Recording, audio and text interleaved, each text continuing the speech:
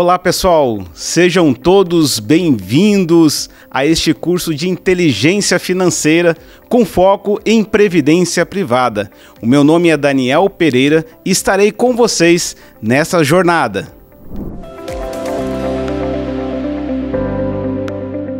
E para falar um pouquinho deste curso, eu gostaria primeiro de fazer a minha apresentação.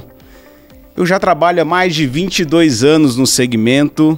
Já treinei mais de 1000 alunos, sou professor nas principais instituições do nosso país e no ano de 2023 eu tive a oportunidade de lançar o meu primeiro livro, Construindo o Futuro da Previdência Complementar, num congresso em São Paulo. E 1000 exemplares desse livro esgotaram em 2 dias. Então, toda essa experiência eu quero trazer para vocês neste curso que nós estaremos iniciando agora. E eu começo com a seguinte pergunta: será que estamos preparados para viver tanto? A minha mãe nasceu em 1939 e ela este ano completa 85 anos. Naquela época em que ela nasceu, a expectativa de vida dela era de 50 anos. Ela já está fazendo 85. Portanto, nasceu numa época que a nossa estrutura de previdência não estava preparada para essa longevidade. E isso nós precisamos repensar como estruturar e como pensar no nosso futuro previdenciário. Para a gente ter uma ideia, como está essa longevidade no mundo todo, no Japão as pessoas ao nascer têm uma expectativa de sobrevida de 86 anos, no Canadá 83 anos, Reino Unido 81, né? E assim os outros países da Europa que têm as maiores longevidades. E qual o efeito que isso traz na nossa previdência? Vejam, ao redor do mundo estamos percebendo que os governos estão ajustando a sua previdência social oficial, né? Ou seja, criando uma maior idade para a aposentadoria, reduzindo benefícios, implementando uma previdência privada de forma compulsória, isto é, de forma a ajudar o governo no financiamento das suas contas, e, sobretudo, fechando planos de benefício definido. O que são esses planos de benefício definido? São aqueles planos que foram constituídos há muito tempo atrás, onde o principal nascedouro foi a Europa, e aí eu cito Holanda, né? Também tivemos nos Estados Unidos, onde se prometia um benefício previamente fixado. E esse benefício ele é pago independente das suas condições de longevidade, de taxa de juros, de valores salariais.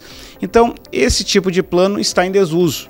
Fato é este que na Holanda, né, que foi um país nascedouro desses planos, fez uma alteração muito importante fechando esses planos BDs. E agora o governo só pode ter plano de contribuição definida. Este mesmo movimento aconteceu também no Brasil, né? Sobretudo para os planos patrocinados por entes públicos. Nenhum ente público pode ter mais planos de benefício definido, e tão somente plano de contribuição definida, né? E uma grande tendência que a gente tem nesses planos e olhando também a previdência geral como um todo, né, é cada vez mais a gente ter aposentadorias mais tardias, né, idades mais longevas para se aposentar devido a esse efeito da longevidade que a gente está provando no mundo todo, né? E para falar um pouquinho disso, nós precisamos planejar a nossa aposentadoria. E de fato, será que o brasileiro planeja sua aposentadoria de forma adequada? Eu cito alguns países que fazem isso com muita propriedade. Por exemplo, a Malásia. Na Malásia, segundo dados do Banco Mundial, 53% das pessoas planejam o seu futuro, né? Porque nós temos lá escolas de educação financeira desde o primário, assim como nós temos, por incrível que pareça, na África do Sul, né? E se a gente olhar nos Estados Unidos, 45% das pessoas poupam para a aposentadoria, segundo estudos do Banco Mundial, né? E mais propriamente eu vou falar de Singapura, que Singapura antigamente era um estado da Malásia. Singapura é um dos países mais ricos do mundo e desde o início inseriu aulas de finanças para as crianças, logo no ensino primário. Isso ensinou as crianças a como lidar com o dinheiro, tanto na fase infantil, na fase adolescente e sobretudo na fase adulta. Isto fez com que eles tivessem uma atenção muito forte em poupar e também investir, sobretudo investir. Agora, será que essa realidade acontece aqui no Brasil?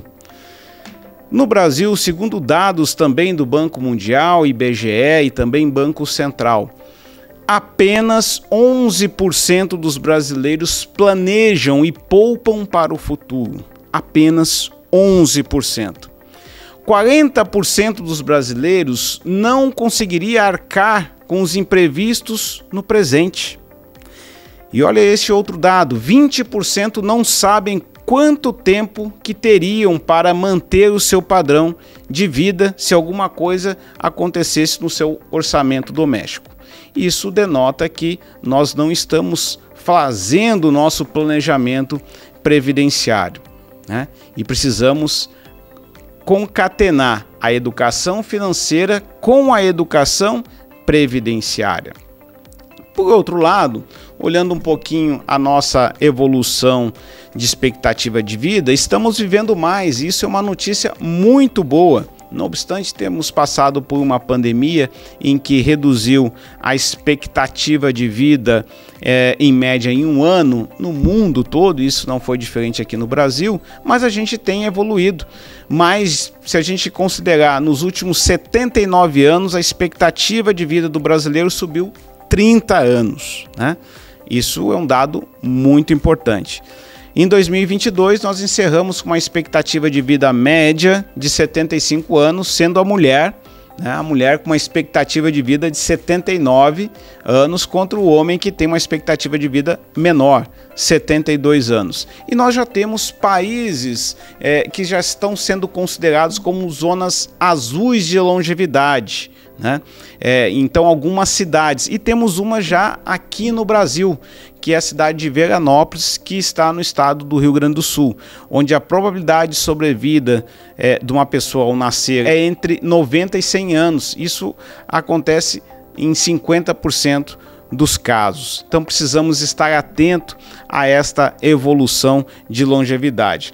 Agora, por outro lado, se a gente falar as causas de morte no Brasil, em 2019 nós tínhamos uma causa muito centrada em isquemias do miocárdio. Para a gente pegar 2019, 10 anos depois, já vemos o câncer como uma das maiores incidências de morte. Isso nos acende um alerta que a gente precisa fazer planejamentos securitários focado também em doenças como é o caso do câncer. Tá certo? E na próxima aula nós vamos falar um pouquinho mais sobre a estrutura do sistema de previdência brasileiro. Até a próxima.